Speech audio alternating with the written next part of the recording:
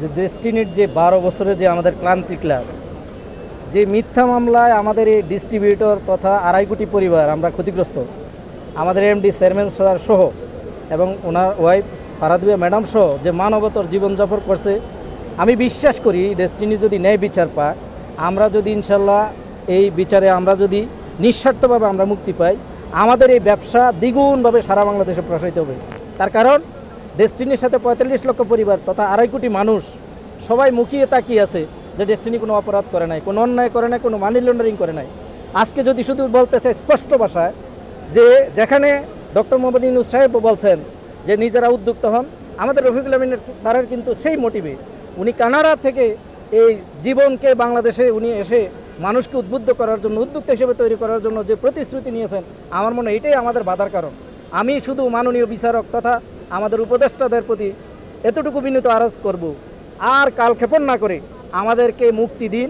বাংলাদেশের রেমিটেন্সে এই ডেস্টিনি 45 লক্ষ পরিবার তথা 2.5 কোটি মানুষ, আমরা যে 410 কোটি টাকা ট্যাক্স ব্যাট দিয়েছি, ইনশাল্লাহ এটা 1000 কোটিতে আমরা রূপান্তরিত করলে দেশ আগামী দিনে স্বপ্নের সারথি হিসেবে আমরা ইনশাল্লাহ ভূমিকা রাখব। ডেস্টিনি যখন 12 বছর ব্যবসা করার সুযোগ পেয়েছিল, তখনও কিন্তু অনেকগুলো সেক্টরে কাজ করছে। আর এখন যেহেতু দীর্ঘ সময় মামলায় পার হয়েছে, সেক্ষেত্রে আগামী দিনে অবশ্যই তারা আরও বড় পরিসরে কাজ করবে বলে জানতে পারছি। এবং বাংলাদেশের কোনো সেক্টরই বাকি থাকবে না ডেভেলপমেন্টের জন্য। শুধু তাই না, ডেস্টিনি ট্রেনিংয়ের মাধ্যমে মানুষের যে মানবিকতা, মানুষের যে বৈষম্যহীন একটা সমাজ গঠনের যে প্রত্যাশা আগে থেকে ছিল, সেটা কিন্তু তারা আগামী দিনে আরও জোরদারভাবে করবে। মানে টোটাল বিষয়টা ডেস্টিনি প্রতিটা ব্যবসা এবং মানবীয় গুণাবলী এবং মানুষ হিসাবে মানুষের মাঝে যে একটা সহযোগিতা, মানবিকতা, এগুলোর প্রতি জোর দিয়ে আগামী দিনে অনেক বড় বিজনেস করবে, এটি আমি মনে করি।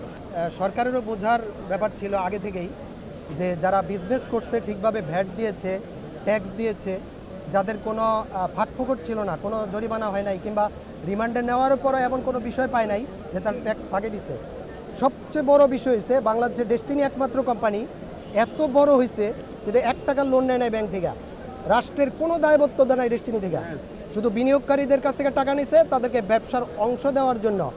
এবং সেই ক্ষেত্রে এই যে মামলাটা দীর্ঘ সময় পিছাইলো, এটা খুবই দুঃখজনক। এবং আজকেও অনেক বিনিয়োগকারী আসছিল দূর দূরান্ত থেকে।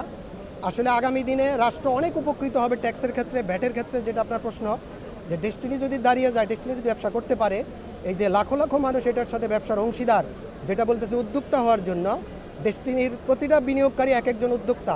শুধু তারা বিনিয়োগ করেই ক্ষান্ত না, তারা এখানে কাজও করছে। তো সুতরাং আগামী দিনে রাষ্ট্রের সুযোগ আছে, ডেস্টিনিকে ছেড়ে দিলে বিরাট একটা ট্যাক্স পাবে এখান থেকে ইনশাআল্লাহ।